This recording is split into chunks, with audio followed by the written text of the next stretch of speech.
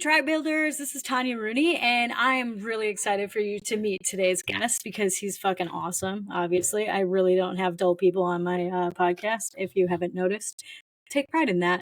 I know only the coolest people. So I met this guy at in one of my masterminds. I met him a few months ago, actually, and just here and there on calls, like little things come out that I'm like, wait a minute, you do what? Wait a minute, you do what? You have what? And I kept doing that, and then I actually got to meet him in real life about a month ago at the boutique hotel con, and it has been super fun ever since. He's very, very lively. He's got a lot of really fucking good knowledge. So I'm really excited to introduce you to Matt McCall-Steelman. Hi, Matt. How's it going?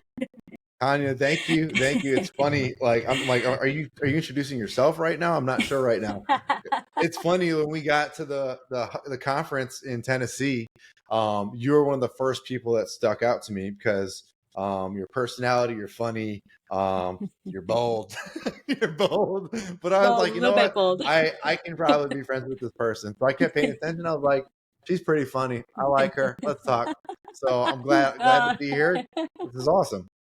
No, thank you. I appreciate that. And I am, sometimes when somebody meets me in real life for the first time and maybe they complain about something, I'm really straightforward when somebody does that. I'm like, hey, wait a minute. What are you complaining about it for? If you can change it, all this stuff. And sometimes I really punch somebody in the face with my words and I'm like, oh, I'm sorry. I didn't mean to be harsh.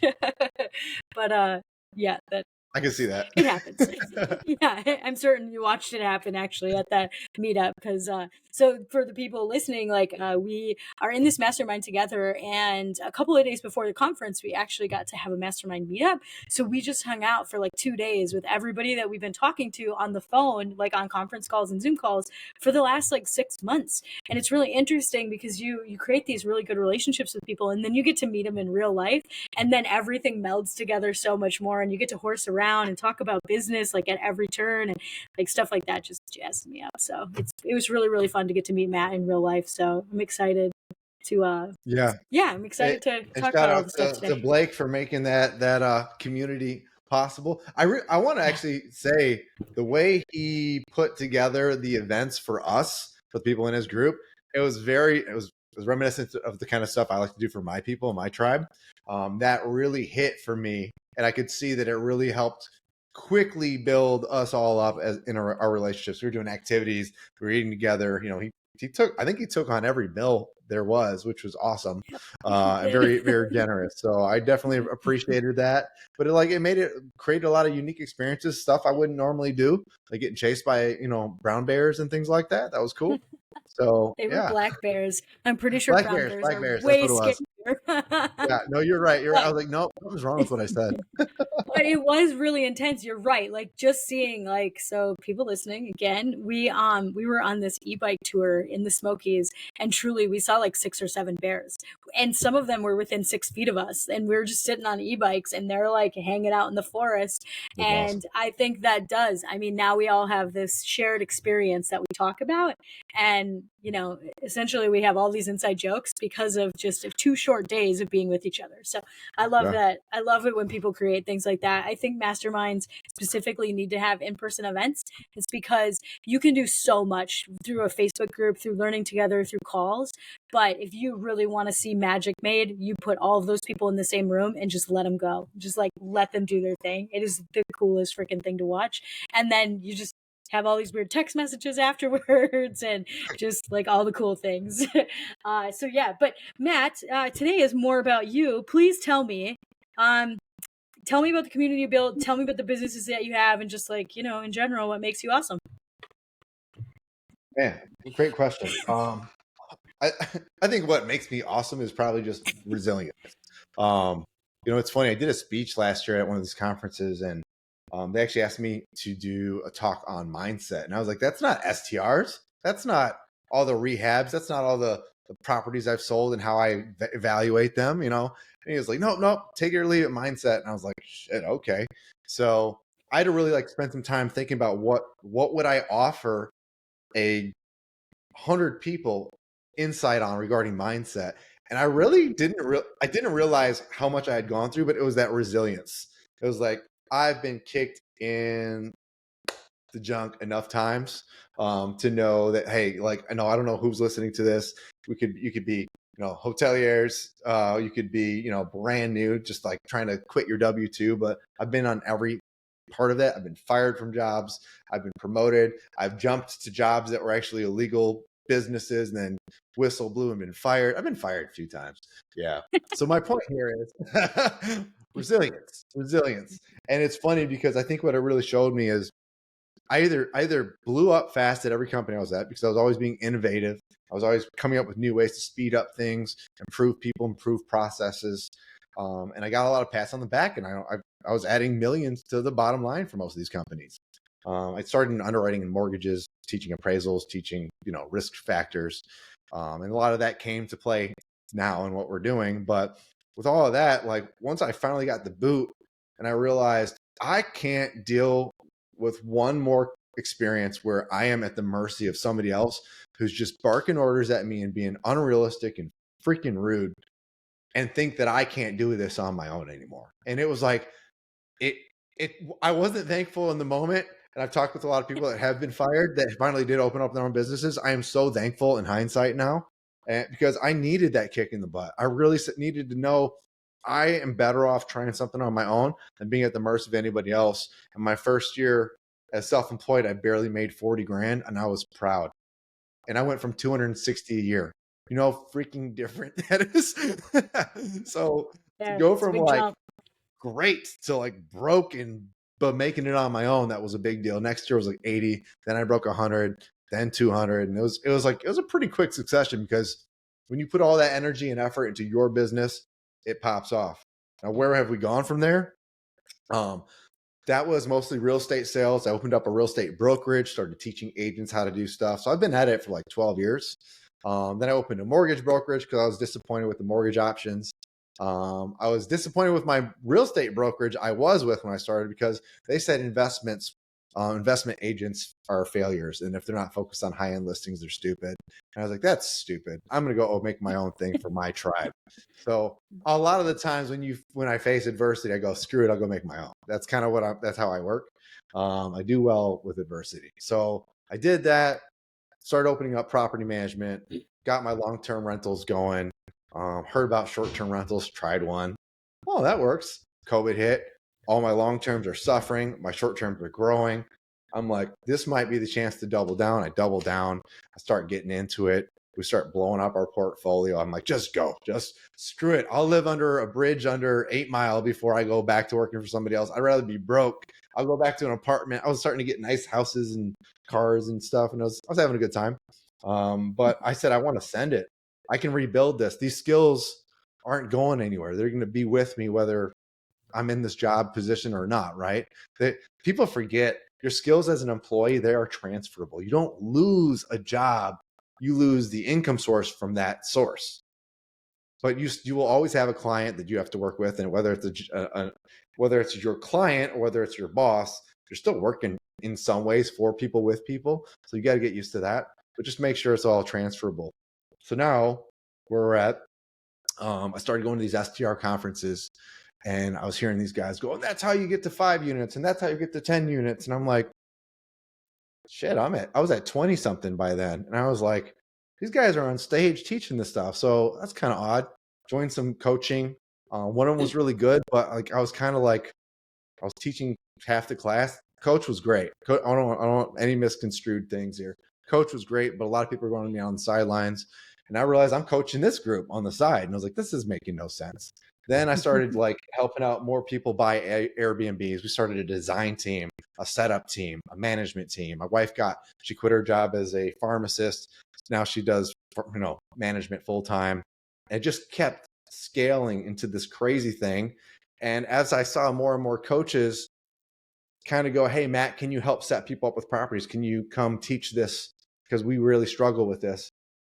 I realized there wasn't real like longevity of experience, and there wasn't people really looking out for the, how do you value a property? What are your exit strategies? How are you coming up with emerging market data when there's very little data? And that became my niche. So my job became, hey, I think I need to get into coaching. A year ago, we started group coaching instead of just individual consults. And then we started coaching, and a year later, we got people who have successful Airbnbs and they're happy, and we're taking on new people, and it's been fun. And I got to say, like, as a coach over this last year, it's evolved me and improved me, because it showed me how valuable it is to be in somebody's corner as they're coming up. Because adding another, I bought a property yesterday, I was telling you earlier, doesn't get me excited anymore. I'm like, cool, I did another one. But what gets me excited is when I see my students go from never having had success in real estate ownership or business ownership and going, holy crap. In fact, our guy Parker, he bought this beautiful, like 4,500 square foot property with a pool in an area that had no data. And John Bianchi looked at the property. Kenny Bedwell looked at the property. I looked at the property. I recommended it first. I'm going to go ahead and take that, because once they both looked at it, they were like, dude, this property is going to kick ass. The data wasn't obvious, but now we see it. And, it's been cool to see that people are starting to look at data differently. They're evolving. These guys are getting really smart. And Parker got his first booking yesterday, and he's like elated. It's like when you finally see that this big push finally like got some traction. Oh man, it's so exciting. It's exciting for me. So yes, that's what we've been doing. We've been resilient. We've been rebuilding, reapplying things, and now we're trying to work on buying our second hotel. That's what we're working on, Tanya. A couple of things. That's super. Yeah, just a couple of things. At least it's kind of the norm when it comes to real estate people, right? We're always working on something. So tell me about the community that you built. So it's a short-term rental community, and like, how do you talk? Do your students talk to each other? Like, what does that look like with group coaching? So great question.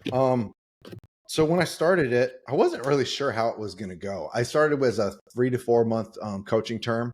And I thought, hey, once if they get a property in 3 or 4 months, that's great. And, you talk to these people that are in coaching, they go, this is how you got to do it. This is how you set it up. And this is how you validate it. And blah, blah. I was like, okay. And after a while, I kind of got sick of doing what everyone else was doing. I said, you know what? People are going to join my course. I want it to be for 6 months, because let's say they do buy a property in the first 2 to 3 months and they have a month or two left before they're out of the course. They're going to be freaking out. And I don't want people to be freaking out before they leave. So I said 6 months is a really good amount of time to get set up, buy something, understand it, buy it, set it up, get a couple months of runtime before you leave your coach. And if you want, you can extend, of course. But for what I was seeing was like this conveyor belt, like get in, get out, get out. If you don't pay for more, you got to go. And I was like, I hate that. So I always ask myself, what would I like if I was in their position? When I saw that, I said, let's make it that. Let's make it a community. Started a Discord. I was a little worried. I'm very, very busy, of course, but I have a rule that I try to get back every single day to 100% of every comment in there, or at least validate, make sure nobody's saying anything crazy or like they're recommending this property's going to make money, because people are sharing properties. They're exploring it together. The community evolved on its own in a way I didn't expect, and it became very like close to the heart, because I saw people looking out for each other, and I was like, this is the part that makes it valuable. This is where you see this is what's powerful as a coach, right? This is where I can get emotional on this stuff. Sorry. When you see like you've attracted the right people in a group, and you see them bring that like care, that like I dare say love to each other, it's like so special. And that's the stuff that gets me geeked to continue to evolve as a coach, and as not only as a coach but as an investor, because I got to learn how to stay sharp, stay ahead, and continue to push my envelope. And I'm always big on like, how are you going to tell as a coach? How are you going to tell people, hey, go buy this, and you're not buying it? You're not in that market. Can you imagine if it'd been 2 years since I bought something, and I'm like, yeah, totally go buy something, man. Yeah, it's totally good. It's like, are you even living what you're teaching? There's coaches out there that are coach because they can't play. And then you can go, I bet if you could take a lesson with Kobe, if he was still around, you would take that lesson. So you can be a coach and a player. So I think you got to be in the trenches with your people, dealing with the interest rates of today and the tough markets and the tough lack of data. If you're not doing that, like, are you really even playing the game right? Like, are you really being a model for what they want to become? So that became a huge thing. And I've seen these, I think I'm going to call them leaders, like starting to emerge, where they're so intelligent, they're so caring. These people in our group, these are our legends, and just seeing them like take those moments to give that feedback on their previous research, current research, or especially for the new folks that are coming, kind of going like, is it weird to say something? Is it weird to share this? Like, they're so fragile at first. They're excited. They're fragile. They're like trying to figure out, where do I fit in? Are these people going to eat me up or think I'm stupid when I ask, like, do I need to get a designer for this? Like, you could not. Depends. Are you good? If you're not good, you should probably consider it, but like, there's no stupid questions. There's just inexperienced questions. Anybody that shits on an inexperienced person because they're inexperienced is their shit. That's how I feel. Yeah. I get very angry. I'm like, F I that. actually I don't need no, all that. I'm actually the same way. And I found that when people pay to play, like that's the easiest way to explain it is paying to play. It means you're in a coaching group, you're in a mastermind, whatever it is. You're not in a free Facebook group. I think when people Yeah. pay to play, a lot less shade gets thrown, and that's what I think I like the most. Is like it's okay to pay for help. Like it's okay, like maybe don't follow the craziest of all the gurus because they're out there, but like because I know that's what you're kind of preaching is like make sure it's a good group. But it's totally true that the people that are rude to each other, they're not a good culture fit anymore. They need to not be in the group. And I think that's kind of one of the beautiful things is when really good groups of people that are have shared likeness, they're like, you're there for a reason. So now you just want to lift each other up. So it's fun to hear that you actually have built that because it's fucking awesome. Thank you. I love it. And I think that, what we have in our group has actually been, I vetted a lot of hotel coaches before I joined, and I was, I beat Blake up. But he did so well, and he stood the test. I want people that are, I do want a coach that's like me. I want somebody that's going to go, I'm going to help you find something, man. And he's working on that. And I can see that vulnerability in him. If I don't feel like a coach is vulnerable to growth, to saying, how can I make this equation better for you guys? How can I make my community and my coaching better? How can I improve? How can it improve? And if you're not saying that and offering that freely, you're kind of just barking bullshit. And I don't have the energy for it. And anybody that pays these premiums, these pay to play, they don't have it too. Some of them are putting up like their hard-earned savings. It's their one shot. And I got to tell you, if my first real estate deal was a flop, I'd be crushed. I don't think I would have kept going, man. My third or fourth I did get kind of crushed. That hurt. But also, that's another thing. Like in coaching, if you haven't been through some like whoopings, what are you going to teach? You need wins and losses. That's a proper score. If it's all perfect, that's not true to form. What can you really learn if they've just been lucky this whole period? Now, what timeline was that? Did you go through, changes in interest rates and crashes? What kind of real experience are you bringing to the equation? I think that's a big deal. And I know you see it. I don't know. I can go on. I'm sorry, guys. No, it's totally cool. But I do want to ask, so I obviously know you because of Blake's mastermind. Can you tell me, have you joined other masterminds and how do you vet them? How do you figure out which mastermind's the best for you? Such a good question. So I think the best thing people can do is ask a lot of questions. And I mean, you got to understand, like treat this like it was an old sport you played. If you didn't play a sport or whatever team you ever were on, maybe you're really unlucky and you had no good leader or role model around. That sucks. And I'm sorry for you, because that's shitty. But hopefully you will have that person. But really, try to define what is the best coach for you, for your mind, your soul, your path, and really ask those questions.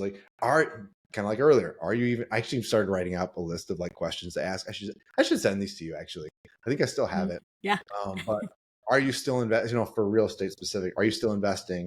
Are you giving me personalized, custom feedback on what I can do and what I want to do? Because a lot of coaches are like, this is what I do what I did. Here's my recorded library of all the crap I taught. That's, it's linear. It's one way, right? It's not communicative. It's like, I'm telling you to do these lessons. But the difference with coaches there are speakers and there are coaches, right? Coaches take that feedback. They see what's happening while you're on the field and they go, hey, I think we can do this better. I noticed you do this. It's a subconscious thing you're doing. They get into your mindset. They get into your psyche. They start seeing what you like and reacting to that, going, hey, you clearly want to go left when I keep telling you to go straight. Now let's address that. Is it better for you to go left? Because maybe we need to figure out, maybe there's a better asset class or type of thing that you need to do. Or we got to say is is it something pushing you that way, or are you being pulled that way? And what are those reasons behind that? Because when you really get into like the psyche of each individual investor and business person, you discover like this is where it gets crazy. There is so much childhood shit that goes on in why people can't launch. And I have people now do the 16 personalities test because I think it really helps. Better than the DISC test, I think it helps label with a title who you are, what you are, and it kind of gives you an idea. It gives you some variations of like celebrities, like who are like that. And I think it helps you understand what your profile is: introvert, extrovert, things like that, logical or whatever. And I think that as you kind of discover what your type is and who your coach is, you start to figure out like what is the best mesh. I know we're kind of off now, but because we're going back to the original talk of the questions ask your coach, but this all feeds into it. It's understanding who you are, what you are, and what's going to work best for you on a deeper level. And if you took a test while you're employed, in fact, everyone should take one ASAP if you haven't, and then you take it 6 months after you've become an entrepreneur or started that route, you're going to see that your personality is changing. You are making different decisions. You're acting differently, and you won't think it. You'll be like, oh, it's probably going to be the same. It might be similar, but just like a fork in the road, right? Fork in the road, you come to the fork in the road as a single point. And then what happens? Splinters. And at first, you're a couple inches, maybe 6 inches, whatever, foot. But like if you go 6 months down the line, you're like a mile apart. It's at that apex that it's all starting to change. I'm not really changing. No, you totally are. Just getting a couple degrees off changes everything. And that's where really good coaches will help you get going on that new direction. I guess the last couple of questions for how to pick a coach: talk to the community and just some people straight up, they want to be told line items, watch this, learn this, watch this line. And that might be you. That's not me. I have videos. I don't really care about the videos. They're helpful. I think they're good to like consume while you're driving, listening to them or whatever, or like when you're just chilling at night.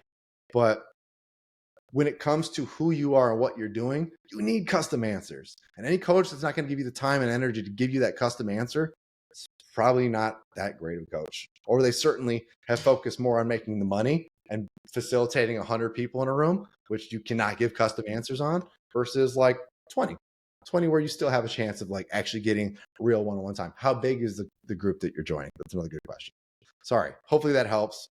I could go on and those on. Those are really good. Honestly, people ask me because I interview people when I go into a group as well. If I'm going to spend anything more than a couple grand, I want to interview people. I want to talk to references, like all of that stuff. I think those things are important. Have you been in? How many masterminds have you joined in the last 12 years? Like a couple 6. or like a lot? Okay, so quite a few. Yeah. And I probably spent $150,000 on my own education outside of college, and that was like 60 grand. So yeah, now where the most value has been from that. Now some of that coaching was, coaching for just investment was probably like 50 or so. The rest of it was just coaching me on different aspects of my many businesses. But yeah, overall, man, you still learn. Have you heard the concept of the flywheel? I don't think so. So there's this idea. It's a book actually, but the flywheel. It's like the gear, this little cog that operates in any business or facet of life that you're working on, right? And as you make improvements to that flywheel, it affects and improves every part of those lives and businesses. And it's like constant self-improvement, I think can greatly improve all parts of your business and life. And it's like even in our class the other day, I think you were in that one, but we're talking about like the challenge of the balance of, is it a work-life balance or is it a work-life harmony? You know, Mm-hmm. how do you figure out what's realistic and actually reasonable to achieve? There's a lot going on with just to kind of even dive into that. But I think that if it really is more of a harmony, it's because you're enjoying the work. If you're not enjoying the work, then it's, did you watch that show Severance? No. It's on Apple. I'm sorry, there's the ADD. It's So okay. Apple has Severance, and they have this. It's like this thing where you turn off part of your mind. You're unconscious while you're at work, and when you come back from work, Severance, this element that they have built into the show, it creates two personalities, like one that's conscious while you're at work, and then shuts off when you're at home. And so basically, you don't remember going to work, right? And that's the issue. There's such a distant gap between what a work thing is for most people and what a life thing is for people. And Mm-hmm. I think that they actually can be intertwined, where it's not such a damning line that has to be completely severed from each other. So see, at some point I usually get back on point, right, on the topic. But that's my point here, is like, like working to build your business around your life is actually way better. And you're never going to do that with employment. You're never going to be able to No, build your employment around your life. Oh, sorry. it's not as fun. It's not as fun. But I do, okay, so I hear that, and now I have a question on Yeah. what about so you're talking about work-life balance, and you're talking about, you know, people like being able to marry them together and have this harmony.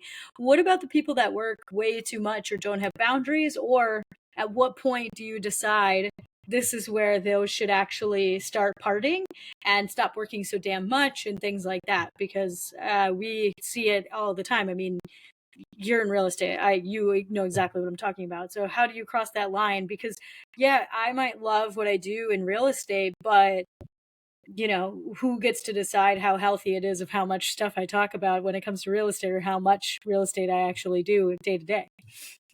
What do you think of that? This is like the never ending conversation. That's a great question. It totally So, is. I agree.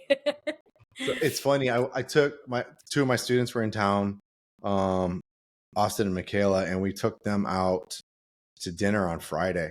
And my wife, who is constantly thinking about real estate because she has to, you know, she's very introverted compared to me. And she was like, initially she was like, shit, we got to go out to dinner and talk Airbnb. And I go, hun, give it a second. These are focus on the people. We're going out, we're hanging out with our people. This is going to be worth it. She's like, I just don't want to talk about Airbnb all day. I get it.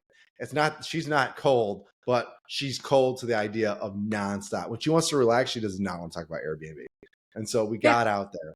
Now, Austin and I, we talked about that, but Michaela and Sam, they started focusing on just girl, you know, lady stuff. Like they were like, hey, you know, this is what we want to do. So we want to kind of zone out.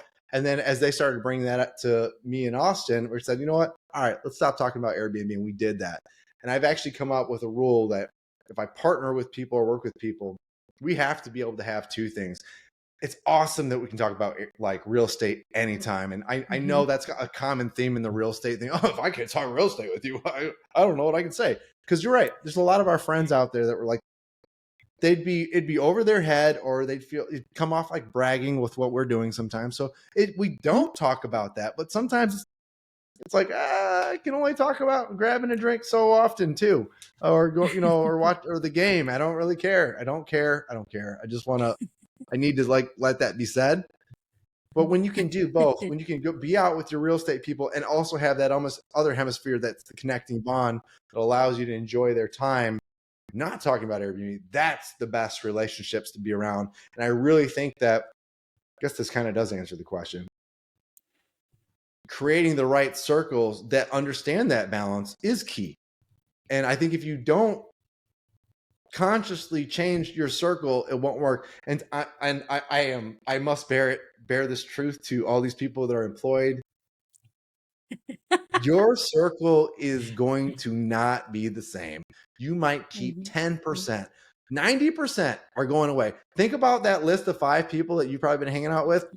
4 of them are gone. They're gone. You might be like, 50-50. Nope. That 50-50 is gone. If they were even close to 50-50, you're not going to be talking to them in 5 years. Let it go, because there is a different mindset and approach to life. It's not just, oh, I'm an entrepreneur, or I'm a snob, or I'm doing wealthy, you know. It's how you approach problem solving and what you enjoy to do in your day-to-day life completely change. And It those are the does. Your big, problems change. Well, that's a big one, Matt, because your problems totally, change. When you're an employee, your problems are my your manager didn't boss. give me time off and I'm mad and this and that and I don't have enough PTO. And then when your problems change when you're a real estate investor or you quit your W-2 and you work for yourself, man, your motherfucking problems, those are nothing compared to the problems that you'll have. But it's because all of it's on your shoulders, you know? Like, I mean, I've talked about this before. It's like you have to make payroll, and sometimes things are really slim. So, you know, making payroll might be hard. Or, you know, you have to deal with whatever's happening in that piece of whatever your business is, you know, like our business is houses. So, you know, something goes wrong with the house. Yeah, I don't have toilets breaking every 5 seconds like some people say. I don't want to deal with broken toilets, but I have guests that, you know, are mad about something that you have to deal with, and you have to deal with this stuff like all the time. But it's in a trade. The trade is worth it to some people. It's not worth it to everybody, but the trade can be worth it. But your problems do change completely. They definitely get more volatile. I talked about, like, you know, when you go to, I don't know, like Cedar Point, Six Flags, whatever you got, Magic Mountain, whatever people listen do, like, people they get on these roller coasters. At least back when my stomach could handle it, we would get on those, right? And as a kid, you go, do I want to do the big one? Remember that feeling of, I want to do the big fun thing, and like, or the new cool roller coaster, the one that's got the most volatility was the most fun. Now, when it comes to what you do in life, like, most people will not pick that, which I think is so interesting. And I was guilty of that. I was 100% guilty. I had to choose I had to get fired before I could make that choice, because I was too scared. My wife was a badass, and she was like, it's time, and she quit. And I was like, so she's really the true badass between the two of us. Way different to make a conscious decision reverse, just get fired and go, I'm not going back to work. I guess, I don't know, that's still badass, because I could have got another job that would have paid the bill, another six-figure Yeah, job. of But course. give me some credit, just a little bit. But when you choose to ride that roller coaster, I think when it's about having fun and at an amusement park temporarily, people go, I want the big fun thing. But when it comes to life and actually, I want the big wins. I want to live big. We're literally trained for decades to think smaller and fit in your box that your family and your friends have told you to fit in, your school system's told you to fit in. And what happens? You fit in your fucking box. That's where you fit, right there. God, I'm swearing a lot. I swear a lot more when I'm around you. You do something to me. I bring that out. I bring that out in people. I know. It's a magic. It's a magic. Whoops. This is uncensored. You need to Yes, make this it's a talent. if you don't swear, you can't be on a podcast. So then it allows us to. No, they just usually someone will throw it in though because of me. I just mark explicit. We're just explicit. Yeah. We're not clean. I love that. But I'm encouraging people to get back to having fun, explore those things, explore having that life that you've been saying no to. You've been trained to say. Can you imagine if you look back on your life and you get to whatever gates you get to, hell or heaven or whatever else you might not believe in, and you go, by the way, just, you know, you had about 30 other lives you could have lived. Here's the playback, and you find out here's the 30 other lives, and a few of them you were freaking wealthy. You're traveling, you're having the best time. I don't know about you, but I think like everybody loves to travel. Everybody wants to have, you know, nice house, nice car, whatever. That's been the thing for me. We grew up broke in Detroit. We were welfare kids, getting shot at, getting robbed. So of course I wanted more. And I developed that resilience because we had kind of a shit upbringing. And I kind of had a lot of like victim mentality in my family. And I was like, but why do we have that mentality? I remember thinking that, and I was like, I guess I should just, it's woe is us. I'm like, I was taught that. And then one day I saw people that weren't taught that. And I was like, why do you approach this problem so differently? And I started opening myself up to that thought. Like, why can't I consider that? And that's when things really changed. But I really hope that people that are on that verge of making those changes mentally, they just keep getting a couple degrees off and forking out to that new life. That's such a big deal to me. No, that's awesome. I think that's really beautifully said, because it is true. Like, we have to, if we just do a little bit, like, isn't it, you do one new thing a day, or you change 1% of yourself a day, after 365 days, it's 365%. That's a lot of fucking percent. Like, if you Yeah. think of, most people don't do very much all year, and you think if you just make one change, and that could be like 1 hour less of social media a day, or 1 hour less of TV a day, and or you swap that, like the 1 hour means outside time, or like a walk outside, and you do that every day for a year, like that's 1 mile a day is 365 miles a year. Like, that's something. Like, that's me walking, I don't know, that might be me walking to like Milwaukee from Minneapolis. I don't even fucking know how far away that is. But you know what I mean. You get it. You get it. Like, that's a pretty big movement. Like, if you even use that as the analogy of like how far apart you could be. Well, if I walked 1 mile every day and walked 365 miles, I'd be in a different state for sure. And that's a completely different way to live life. So it's kind of it's a cool way to think about it. Um, I want to know, what do you think your superpower is? Mm-hmm. It's not flight, I'll tell you that. I was literally looking at I'm like, man, I got to get up north to go do a couple inspections and work on a couple things. I'm like, do I finally just fly? I'm like, man, I wish I did have that power, or there was a better, airport to fly to. Because usually it sounds stupid to fly like for a 4-hour ride up north, but I'm like, lately versus driving, it'd be easier if I was on my laptop or phone just knocking some stuff out. So I'm looking at things, but my superpower, I think one thing that's super about me is probably like, this sounds lame, but I'm okay with it. It's my heart. Like, I care a lot about people getting that change, that like walking that fork, discovering that fork, right? And just like today or last night, whatever it was, but when my guy got his new his first booking, and just seeing him go from that, I just spent all this money on this house, I just paid for all this decor, I just hired, $16,000 in a paint job, I'm freaking out, and he's going through some life things too. And I was just like, dude, it's gonna work, and all of our team, our community's been like, really, this is beautiful. They saw the designs. They're like, everybody wants to book his house already. We want to internally, right? And we will.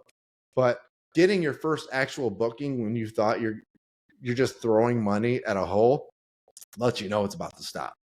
And those moments are just so satisfying. I think that my care is part of the reason my clients and my members, knock on wood, I hope they never have losses, but we have a very high success rate.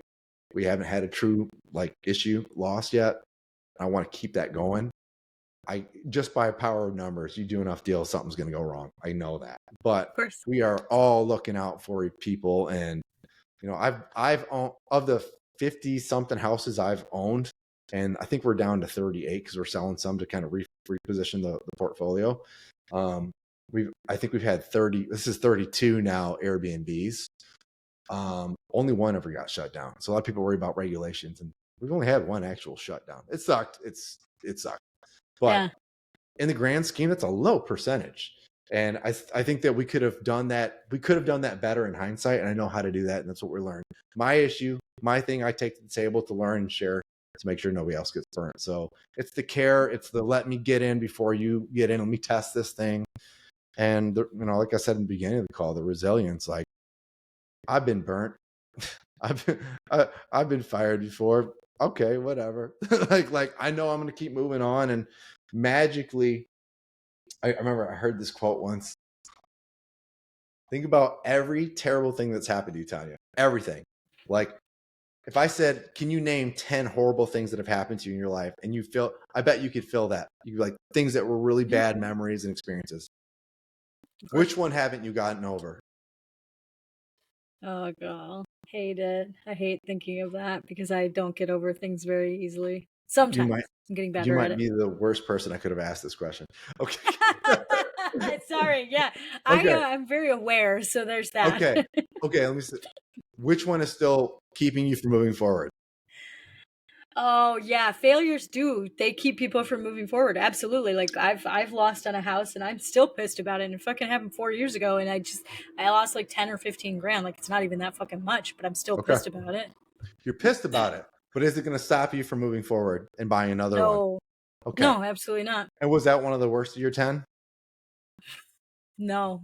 It's just like one that kind of sticks out that it's like I know that I could very easily say that's what would happen. It would probably take me at least 10 minutes to figure out 10 bad things. Okay. I'm a pretty positive person though. Like I could tell you though 30 things of how awesome things are though in the last like 5 years.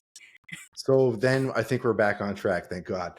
So if it's that hard to come up with the 10, I mean, the memory and the pain of them has finally subsided. But you've moved past each of those. You're still walking. You're still considering investing. So what have you really done? You've gotten over every one of your worst days. You have 100% track record of conquering all your worst. That's what it's actually, that's what I'm trying to get to. And I think for me, when I realized that, when I really looked at like all the crap, all the scary stuff, the bad, sad moments, like I'm like, God, I've been through a lot. There's quite a resume. Like there's the resume people show. Here's all of my accomplishments. And then here's all the times I got my ass kicked and still standing. That's a special ass resume. That's the resume that I think actually matters. Because when I see people are resilient, that tells me something magical about their spirit and their capacity to move forward when they're in a dark place. And we're all going to have, those are going to keep coming. It's going to happen. I'm going to have another day where I'm like, holy crap. Yesterday I told you it was one of the most stressful days I've had in a long time. And I was very shocked by how stressed I got. I was like, oh my God, no, this is really, it was an unusual prolonged, like 14 hours of something every 30 minutes. And I was like, what is happening? Like, this is not my norm. I go out of my way to make sure I don't have these issues. And everything was third party, not me. And I was just like, oh my God, I can't even call on extreme ownership and say, you effed up, Matt. You could fix this. You should have fixed this. You should have been ahead of this. I'm like, no, this is legit just a bunch of little crazy stuff. And that's why I was able to get over it. Right. But anyway, I think you see my point. I'm proud of you. Not that you need that, but I think it's great that, you have had you've had some butt kicks in real estate, and those burns, they can leave marks. But it's like, a lot of people stop. Yeah. A lot of people stop because of them. And I think you're right. You keep talking about resilience. Well, like we're both still standing. That's the whole thing is like, you're right. 100% track record of we've figured it out. And I think you actually said something that resonated really, really well with me right in the beginning, because you had said all of your skills are transferable. And I think I like to talk to people about when they have a failure or what they consider a failure. I'm like, yeah, but you just went through something. Nobody can take that experience away from you ever, ever, ever. Like the worst thing that could happen, like for a lot of real estate investors, is you have to go get a job. Like that's not even the fucking worst thing, guys. It's not even that big of a deal. Like if somebody is almost like on the cusp of quitting their job because they, think they're going to be able to do it. It's like, if you like free up 40 or 35 hours a week, you don't think you could figure it the fuck out? Like it's not. And the worst thing that could happen is all of a sudden you run out of all of your savings, all of your money, your credit cards are maxed out, and you have to go get a fucking job. And you still have all that experience from before. Like everything is now on your resume that you know how to do. So yeah, to me, most investors, what's the worst that could happen? You have to get a job. We're not going to die. It's a fucking house. Like we're just buying houses. I mean, the worst things somebody could maybe the house that collapses on you. Yeah, sure. But that's like, would be 1 in a trillion, I hope. I want to pick at one. Acknowledge one of the things that you said. You can go get another job, and it's funny that conversation happened a couple months ago. Like, what if it really got brought up? Well, and I think it was one of my members. Like, as a joke, worst case, I'll just go back to work. And I was like, haha, yeah. I was like, you won't, because I know that they're very successful. They're going to continue to make good decisions and successful properties. But in that moment, I remember we had a conversation that on top of that saying, what if you did though? What if you did go back to work? How would it be different? And we both kind of had that. Even I had that moment where I was like, oh my God, I would crush being an employee. Like to be able to leave my work after 9 to 5, like shut up. That is easy, dude. I know. I'm like, Matt, Oh God, I literally had this conversation with 2 hosts in the last 3 weeks. We did it all together. And I'm just like, I don't know, like, I guess we could all just go get jobs. And we're like, yeah, wouldn't it be fun to have a relaxing job where you could just go for maybe 40 hours a week or even 20 hours a week and just get paid and know you're going to get paid and not worry about things? And then we're like, you know what? That does sound great. But the problem is we're all fucking overachievers. So we'd all be managers within 3 fucking months and then we'd be screwed again. Be like going to Yep. Costco and be Or I would managing do a fucking my track Costco. record is I'd implement new changes to improve processes and Yes, net dollars, exactly. and I'd step on the wrong toe and get fired. I've gotten fired literally for stepping on my manager's toes and going, I think we can make more money and do it better. And they're like, it's a really good idea. I got fired one time from Chrysler actually because I was showing this idea to my manager and Mike, and his boss's name was Mike coincidentally, but he goes, I love what you're doing. I want you to really take the weekend and write everything up that you've been working on because it's obviously helping you and everybody in the new class. Everybody's passing their tests faster. I guess I was always a teacher. So funny. I hate teachers too because they're boring. But I try not to be boring. But I write it up and I'm so excited. I'm so proud. I spent the whole weekend working on this on my own time, not being paid. I come in Monday. I'm like, I go into Mike's office. I'm like, where's Mike? And I'm looking around and his boss, Mike, is like, looking for Mike. I'm like, yeah, I'm looking for Mike. I'm in Mike's office looking around like this, like an idiot. He's not here. Of course I'm looking for Mike. He goes, oh, what do you got? And I was like, oh, I got this thing I was working on. He's like, oh, he told me he was working on that. I was like, oh, well, he asked me to do it and I did it this weekend. You worked all weekend on this? I was like, yeah. I show it to him. He's like, holy crap, this is great. This is awesome. I got to take this to the training team. We got to implement immediately. I'm like, awesome. Great. I got kudos with my boss's boss. My main Mike comes in the next day. He goes, why'd you see my boss? I go, well, I came on Monday like you asked me to. And he goes, shouldn't have done that. Because he was mad because he told his boss it was his idea. Once he realized it was my idea, made him look bad. I didn't do that intentionally. It was just bad timing. And about 3 days later, I was late to work 3 minutes and I got fired. I was like, cool. I hate this.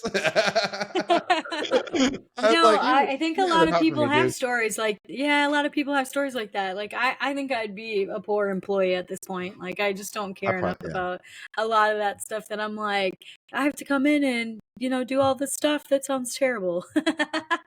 But it still all boils down to, like, what's the worst that could happen to a real estate entrepreneur is they would have to get a job. That's it. That's the only thing that's the worst that could happen is you'd have to get another job. You know what I just realized? We always say take the risk, right? Why aren't we saying take the reward? Because honestly, you're taking a risk by staying at that job. You're always taking a risk by staying at the job. And that's the thing, right? Like we always think it's risk versus reward, but if you're smart, if you've proven general success as a great employee and you think you can handle it, you probably can handle being an employee. Therefore, it's not really taking the risk. It is taking the reward.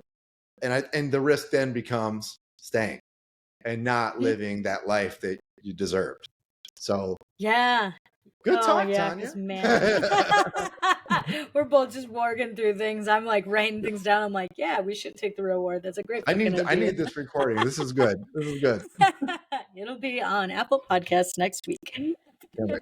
No, this is awesome. So I guess I'm gonna start wrapping it up here because we've been babbling for a while now at this point, and I'm pretty sure I feel bad for your wife because me and you, Matt, could sit at dinner and just talk for hours about real estate and about this kind of stuff, and she'd be like, "You guys are boring." And we'd be like, "Yep, we love it." You can hear her right now. So a couple more questions before we wrap up. I want you to tell me about one super cool connection that if you didn't have that connection that you made, you wouldn't have made that money, bought that house, whatever it is. Somebody in your sphere that is fantastic, like that just randomly you met. I think I actually thought about saying this. My buddy Patrick Switek. He's we met at TJ Tijani's event, Rentalpreneur, great event. It was in Texas.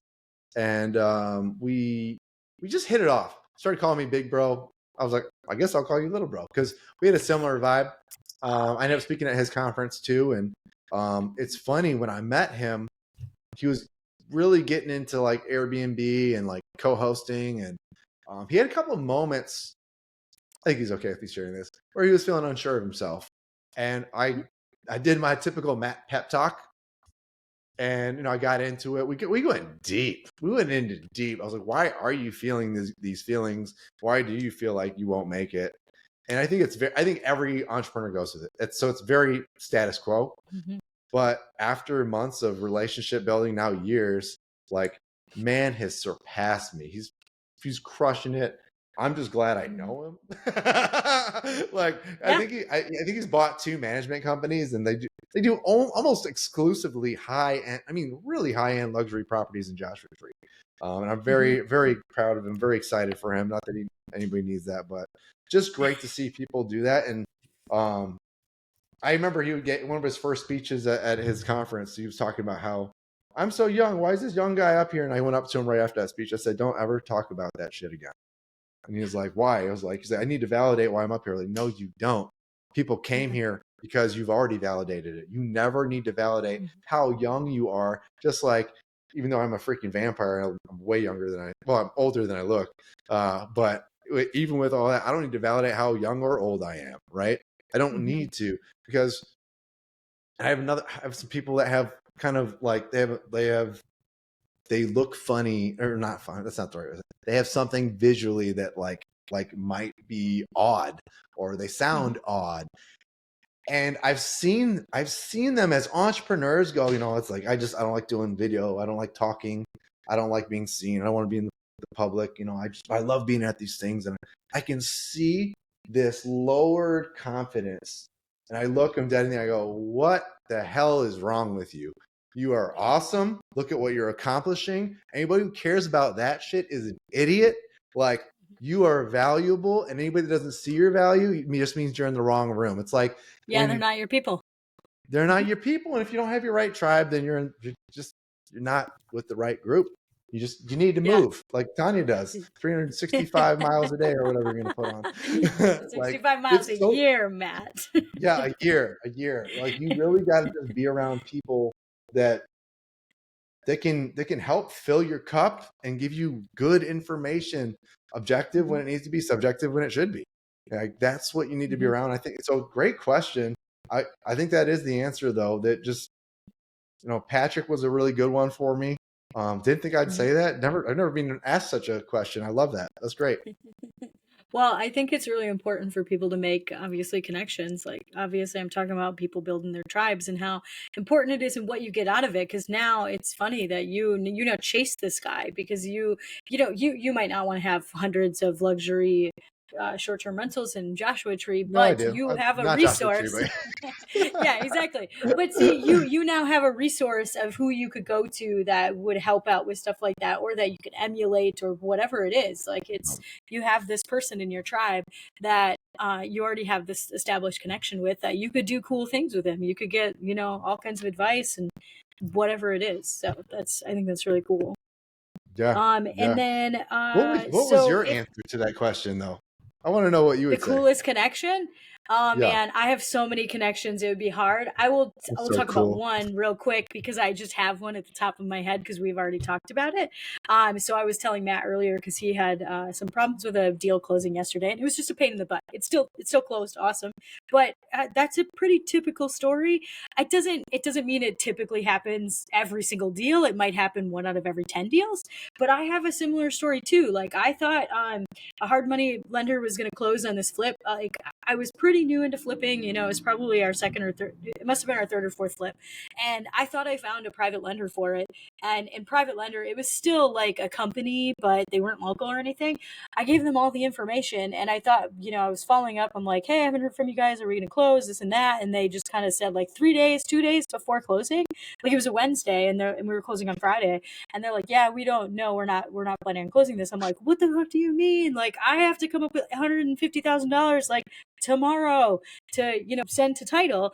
And I said something to a couple of friends via text message, And I was like, I need some money. Like, who should I be calling for stuff like this? Because it's not like you can all of a sudden get bank financing in 2 days. Like, it's pretty Totally. much impossible. I mean, it's probably out there, but I don't have it. So one of my buddies, he's like, hey, I've got a guy. Let me see if he's got any money. He sent him a text. He sends me a text back. He's like, yep, he does. He's willing to at least hop on the call with you. I mean, you'll have to take it from there, but at least he's a resource. So I hopped on the phone with this guy like later on that night.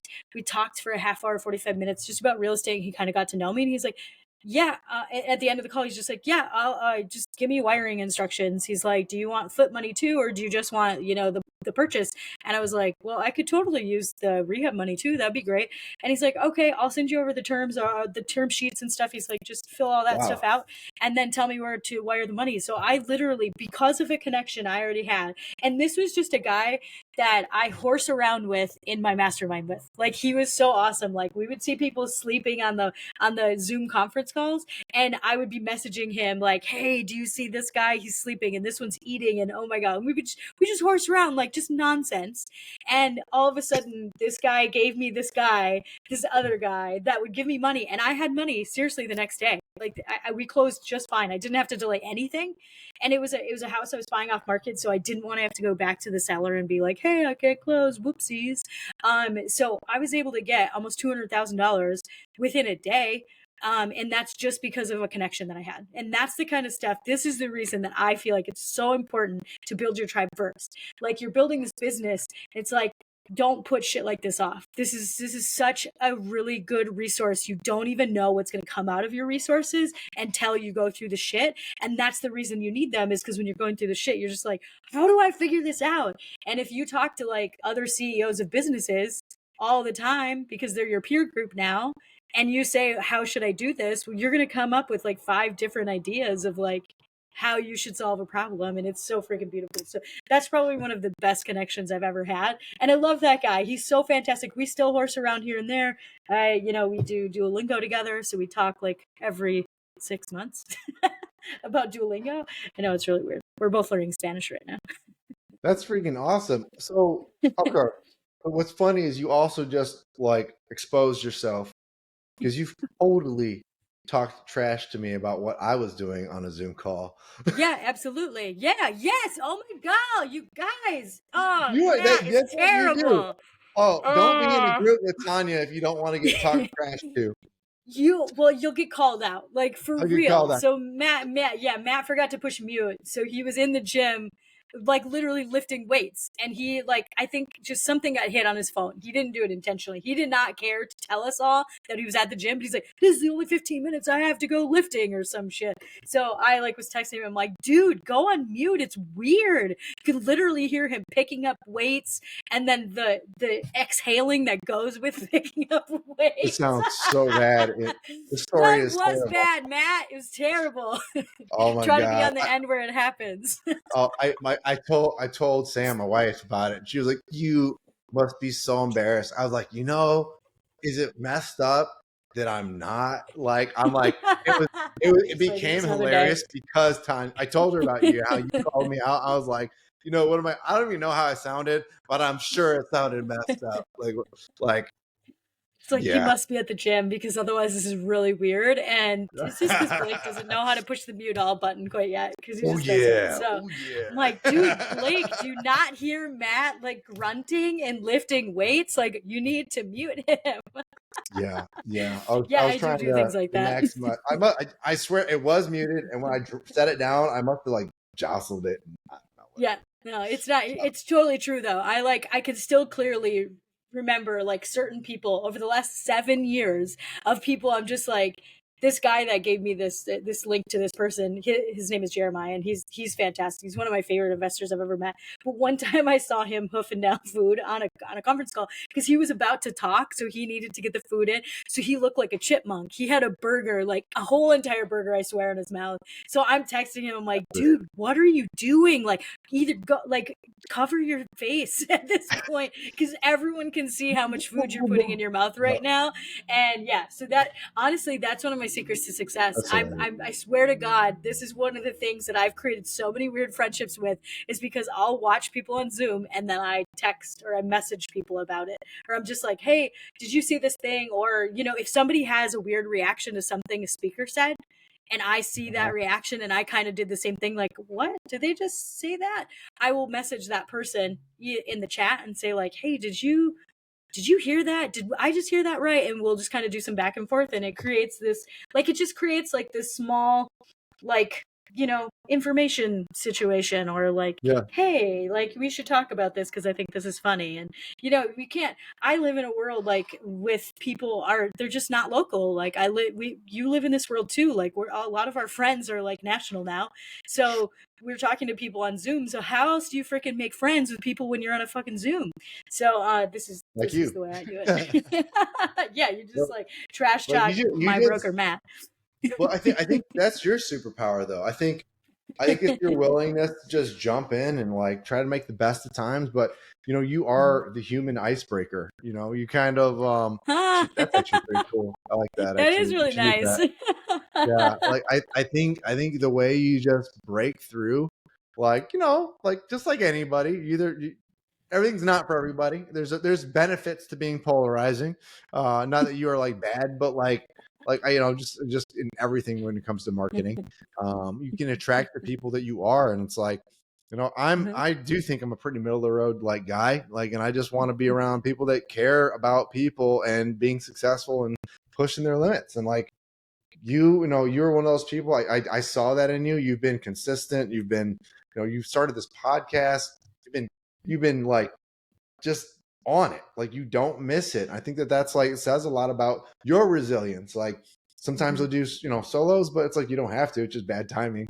But I think like I would like, oh, I'm skipping today, but I was like, dude, when you said you do solos, I was like, that's a level of accountability I don't know that I would make myself have, but I really respect that about you, and I think that's awesome. No, I appreciate that very much. And it just, you know, there's certain things that I commit to, and there's nothing else. That's it. Like, you're committed. So sometimes when I'm keeping people accountable, I feel bad because I'm like, oh, you just told me the thing you wanted to commit to, and I'm going to follow up with you about it. And I think people need that in their lives, and not everybody needs it, but I think I do that because I need that. I have to have accountability. And I think the way that I've built it, you know, I mean, it works really well for me. So it's pretty cool. So, Crushing it. I love that about you. no, thank you, Matt. I appreciate that. So tell people where they can find you. In Michigan. Besides Michigan. Yeah, besides Michigan, you know, we're on all the main social networks, or you know, YouTube, TikTok, Instagram, Facebook. My broker Matt is my tag for everything, really. If you type in my broker Matt, I should come up on a lot of things. And within there, if you are looking, we actually have a free Airbnb course if you want to get a taste for like kind of how we teach. You're welcome to check that out. That's in our Stan link. That's in our link in bio for all those. So that's one thing that you can take away as a freebie. There's some mindset stuff. There's some process stuff. Things to look out for when you are working with emerging markets, or just trying to identify a good property. So that's a lot of what we teach. I think we have a couple of the recorded calls on there from our group, just so you can kind of see how the flow goes. But you know, my big thing is, if you're going to join or you're interested, like, we want people that want to learn and aren't going to be passive about it, because you're not going to make a real change if you're not being serious about it. It doesn't mean you have to go watch all the videos. No, you just got to show up. We do Wednesday calls. We talk about your problems. And if you don't talk about your problems, we can't help you. So just be very proactive. That is your time. And I think, you know, the more you learn to respect your time outside of your job, that's how you grow. And you start to really understand that's the thing you don't get back, right? Your time. So the more you make use of that, the better off you will be. We can start that fork splitting, where you start to emerge into this new life you've been wanting. So that's what we do. No, that's awesome. I think anybody that wants to, you know, get into short-term rentals and trying to figure out the best way to do that, I think it's a great idea to reach out to somebody like Matt. He's got a pretty interesting fire that I think not everybody has. And he doesn't have thousands of people in a group. So you're not actually vying for his time in the same way that maybe some of these big gurus do. Nothing against some of the big gurus. Some of them have really good programs, and you just got to find what's right for you. So if Matt's right for you, definitely reach out. You reach out to me, I'd be happy to connect you.